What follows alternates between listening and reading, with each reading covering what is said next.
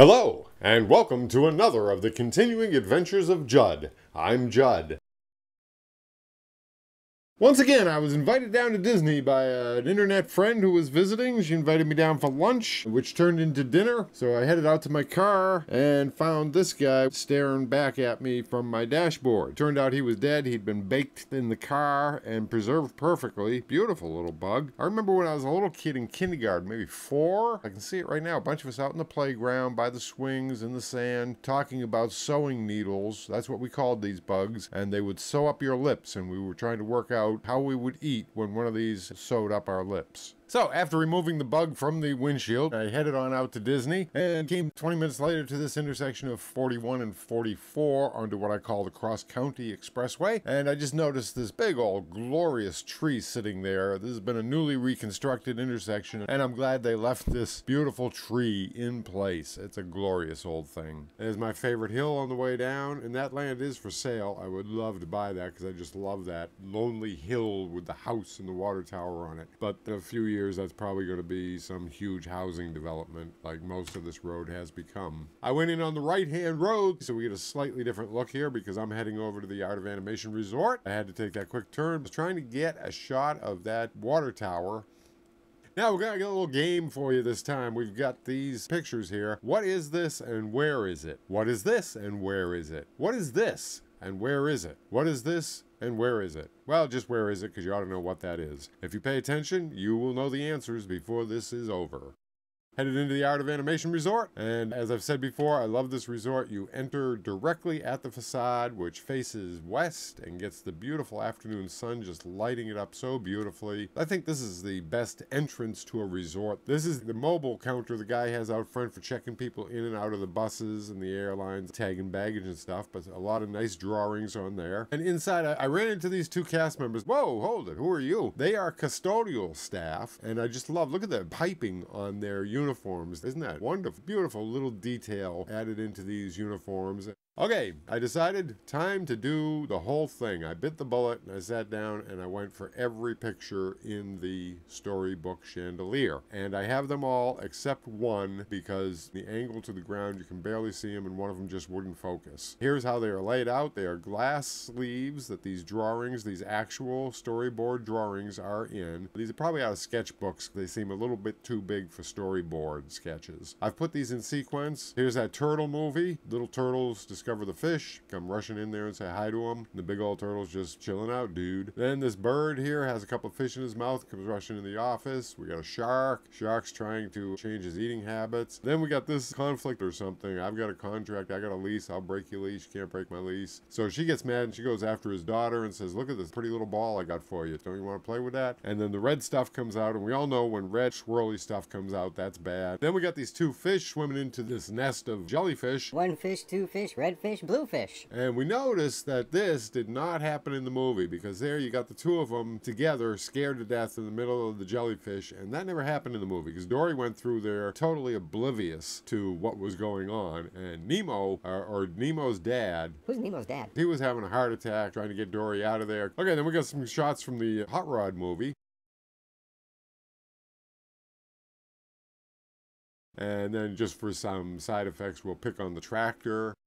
And then we're out to the boat. This girl fish, she's up there and she sees a guy, and I guess he's pretty cute or something. Or maybe it was the dog. Then on to Winnie the Pooh in Ozland. We see Christopher Robin and he knows he's in trouble, so he slinks over to him. He says, look in the water. Now we're back on the boat, or a little boat now. But look at the lines in that. Aren't those just gorgeous? Those simple lines create such a beautiful picture of those two. And then this is the monkey trying to sell this kid to the big lion.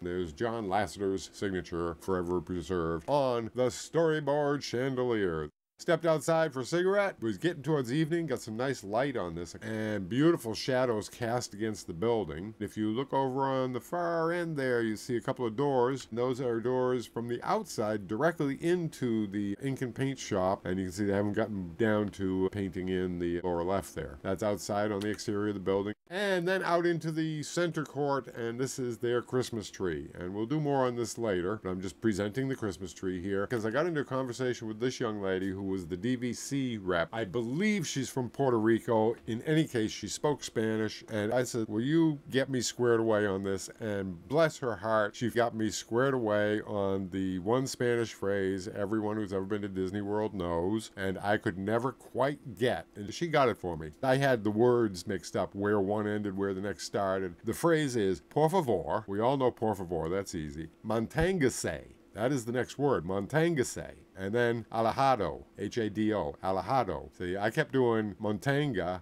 say Alejandro, which is somebody's name. So it's Manténgase Alejado de la Puertas. She got that nice and clear for me, so I'm forever grateful to her, so she gets a picture in my movie. Then I went over, this is why I'd gone directly to Art of Animation. This is down in the far end of the lobby. This is the drawing class, and Jason is over there working now. He's at his desk, and his hands are projected onto the TV screen. And you can see he's got all the little Mickeys up there. Down the lower right, you see he's got the papers there to sharpen his pencil when he wants a nice sharp point. Tricky. And the camera right above him built into the light, and that projects his drawing onto the big TV. And you can see he's working on Sully there. Sully's the big one? Yeah, Sully. While he finished that up, I ran around and gathered up a bunch of kids for the drawing class. I went up and down announcing it and dragging people in. Anybody I saw with a kid, I grabbed them. And what a bunch we had. This little one on the left, she had such a sense of style. She was decked out as a punk princess. Wild, yet perfectly coordinated. She's going to be a fashion designer in a few years. And there's Mom sitting next to her. Then that little one was just the most adorable little thing. I don't know what he is, maybe 3 or 4. Oh my God, was he a cutie. And he just sort of scribbled all over his page and thought it was the greatest thing in the world. Kept running over to show me his progress. Then we got the next guy there. He was great. He was really trying hard and determined to learn this stuff. And then the sweet little princess over on the right, she came in, man. She was bouncing all over the cushions, crawling all over everything. I said, honey, it's time for you to change. Your outfit is not going with your behavior. But she was having a good old time. There were a few more dropped in. I helped some of them out. We had a grand old time, and we did Donald Duck. Now, I'd sort of talked myself out of something here because I'd talked to Jason ahead of time, and I said, can we do Mater? Because I knew he did Mater, and I wanted to do something a little more complex. And he begrudgingly agreed to do Mater, but then once I brought all the kids in, he just came out and said, we're doing Donald Duck. And this was pretty tough for the kids, so I'll have to get back there some other time and do Mater. There's my Donald Duck. Went back outside. I'm waiting for my people to arrive. I'd been invited by Sandra Givens, well known on many of the Disney boards, a friend of mine on Facebook, and she invited me down for lunch. We kept talking about when. I don't have a park pass anymore. They were in the park. They didn't want to come out of the parks and then have to go back into the parks. So it ended up our lunch took place at about 6 o'clock. So I'm killing a little more time here, and I'm catching the lights coming on here. Then I went walking around a bit, and as I walk past this, I don't want to ruin the surprise for you, but at totally random times, and nobody apparently knows what makes it happen, something happens here. And it's very quick if you happen to be there at the right time, but there's no way to tell when that is going to happen. So I then went down to Monument Valley. This I'm very disappointed in because this is dusk now, and the camera compensated for the low light and everything, but Sheriff's top light there is a brilliant, rich red that looks really great. So I went over to get some night shots at the Cozy Cone Motel. Got some window shots with the lights on and some of the details of some of the things inside the windows. Radiator Springs postcards. I shot a couple of these. I should have shot them all. I'm still a little bit stuck in film mode where you pay for every picture. And, you know, I'm shooting digital. Of course, I did have to go back and I did shoot them all. Here they are. Boom.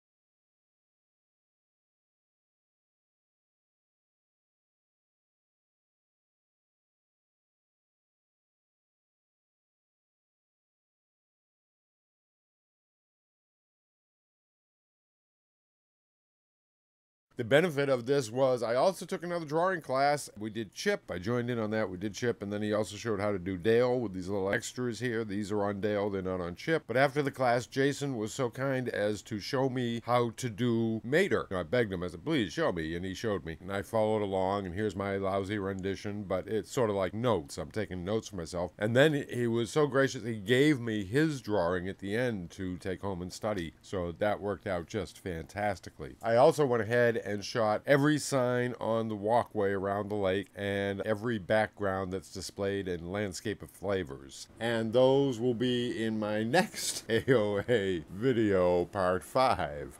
And now back to the show. And a little cone, sweet cone. I should have put that in my what is this and where is it.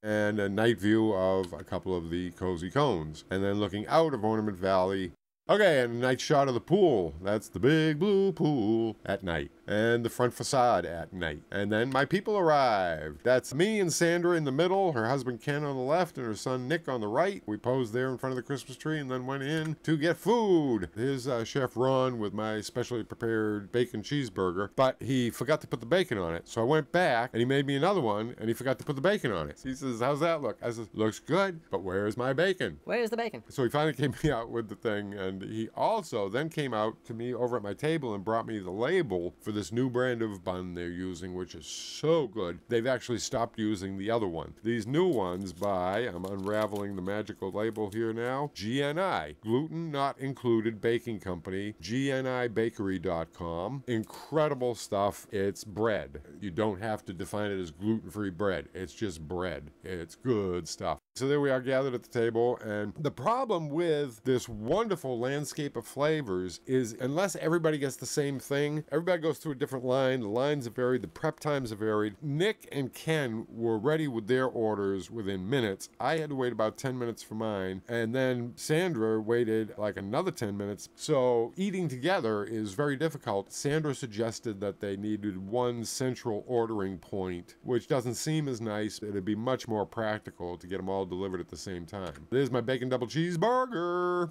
Not a bacon double, a bacon cheddar cheeseburger. And Sandra also brought me a package of baby cakes, gluten-free mini cupcakes. Ken had some kind of vegetable sandwich because he can't eat proteins. He's got all sorts of things going on. Medically, this group could fill a few textbooks between the four of us. That's one of them custom sandwiches he had made up. I think there was a portobello mushroom, tomatoes, obviously, some romaine, and some other stuff, but he said it was very good. And then Sandra had a pasta primavera, to quote, with every vegetable they had in it, and also a nice piece of bread there. So she was very happy. It was very good, but this was 20 minutes after Nick had gotten a cheeseburger, and it was cold, so when she got there, she took it over and found a microwave and nuked it for him. Here's another problem. There's another break in the floor tile, so they've got it cordoned off here, and I love the barriers they're using. These are portraits of the sides of the buildings, and while I love that, I gotta say, somebody must have messed up putting this floor in, because this is the second major repair they've had to do to the floor. The place has only been open a few months, and that can't be easy. Those tiles all had to be custom made for them. You can't just go in there and throw in a few more white tiles. You got to get the exact shape and color of tile that you need for the break. When you walk through the lobby, you'll notice that. Take a look at the floor. We were in the merchandise shop because I'd heard about this thing and I just had to have one. This is the latest antenna topper, the Orange Bird. I mean, isn't that the cutest thing in the world? And I also found a great new postcard. They got all sorts of new characters here. Down along the bottom, you see they got Wally, they got Lilo up there, they got two of the little green men with their mouse hats on, then they got all the old classics throughout there. Oh god, there's that new teddy bear. We gotta get him out of there. So this one's loaded up with all the classic Disney characters and all the Pixar characters. Got all the flying characters too. God, look at how everyone's flying. Oh, there's Buzz. Okay, and there's Stitch up top.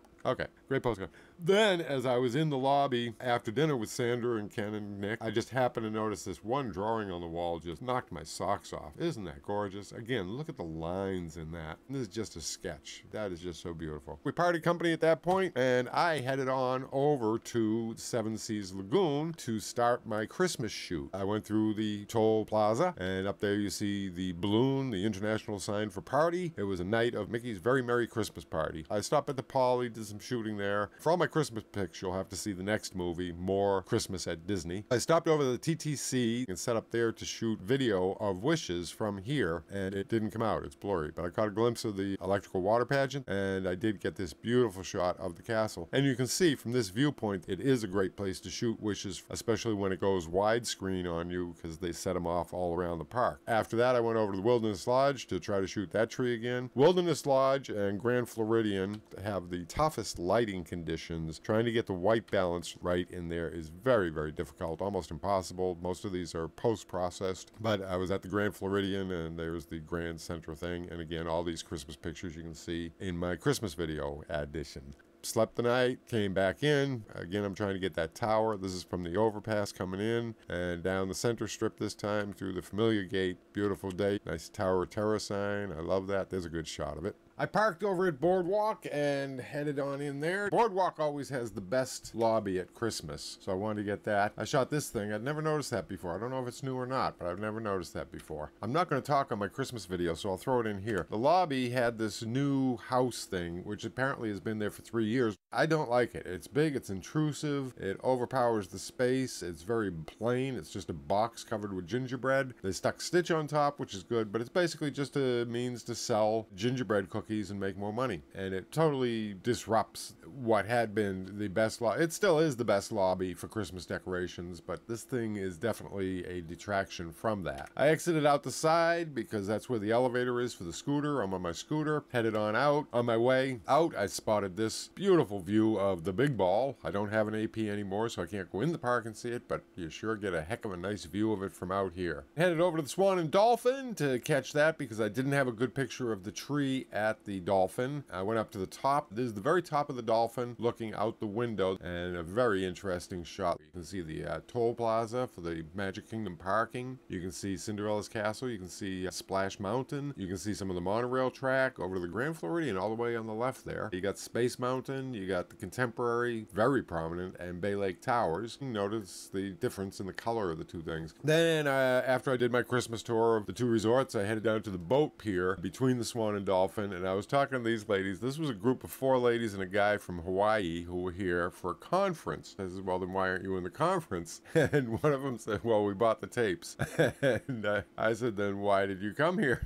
And they're all hemming and hawing except this one lady on the left. She goes, to meet the mouse. So I said, at least one of you was being honest. They were having a grand old time. We all took the boat. I got off over at the Yacht and Beach Club where I went in and again did my Christmas shoot. I go up to the 2nd floor and I just loved this elevator facade here. They've got it done up in a nautical theme and I just thought it was really nicely done. Back out after my shoot was over, I laid on the beach for a while trying to recover because I was feeling totally beat. And I'm trying to figure out whether to go or stay. I figured if I could rest for an hour, maybe I could get my energy back. It didn't happen. I did lie on the beach for an hour in one of the Chaise Lounge. And I wanted something to eat and I kept running through the menus in my head of what I wanted to eat. And I came up with, for some reason, I wanted pulled pork. I didn't know where any place had this, so I got on the boat. Is that guy from Lost? What's his name? Garcia or something. Went across to the boardwalk, landed over there. I was scooting around there and I noticed a screw, one of them big screws in the boardwalk sticking up about an inch. Very dangerous. So I hunted down a cast member and told him to report that. And then I asked her, I said, where can I get some pulled pork? And she pointed right behind me, said there's a stand right there where you can get it. It's the Boardwalk to go, and they've got all sorts of goodies there, including pulled pork, which was gluten-free. The barbecue sauce was also gluten-free, so I could have that. It was very, very hot. It was funny, I grabbed a piece and burnt my finger. I looked up and gasped, and just as I did that, 2 guys looked at me, and we all at the same time said, hot. I grabbed this little bit of interesting trivia here. You can pause on that and read all those little bits about Frank facts. Then I headed back into the boardwalk and I noticed this little detail. Look at this gorgeous piece, and the next picture gives the story of it. And this is nothing but a minor, tiny little tidbit of decoration that goes on a boardwalk carousel. It gives you some idea of the incredible level of work that went into some of these carousels. An Illions ornament. Came out of the boardwalk, took my pulled pork, stopped by my car, got a fresh Pepsi and ice, went down to the riverside. This is the river that runs between the boardwalk lake. I don't know what you call that lake. And runs out to Disney Hollywood Studios. And I just sat in the grass there and ate my pulled pork and enjoyed the environment. Saw these ducks. They were pretty chilled out. At this point, it was also getting very overcast. Then after I eat my pulled pork, I decided I would at least take a little scooter ride because that was one of the main reasons I wanted to get out, was just ride around in my scooter. People go for a walk, I go for a ride in my scooter. Walt Disney World is a nice place to do that. So I went down this pathway that leads to Disney Hollywood Studios, and down past that bridge, path takes a turn and Hollywood Studios is off to the right. And I noticed all the ducks had congregated under that bridge, except for the 2 I'd shot earlier. Then I made it to that turn, at which point the batteries were in the red, which meant I'd better stop now or I'm not going to make it back to the car. And looking off in the distance there, you see the icons and the Christmas tree of Hollywood Studios and the darkening skies. And that wrapped up my visit there. I headed home, and I did get some beautiful skies on the way home. Anybody who's tried to shoot sky knows the images never come out as dramatic as they are in real life, and yet still these pictures show some pretty dramatic sky. And I was home just as the sun set, and thus came to the end another visit to Walt Disney World. Is that guy from Lost?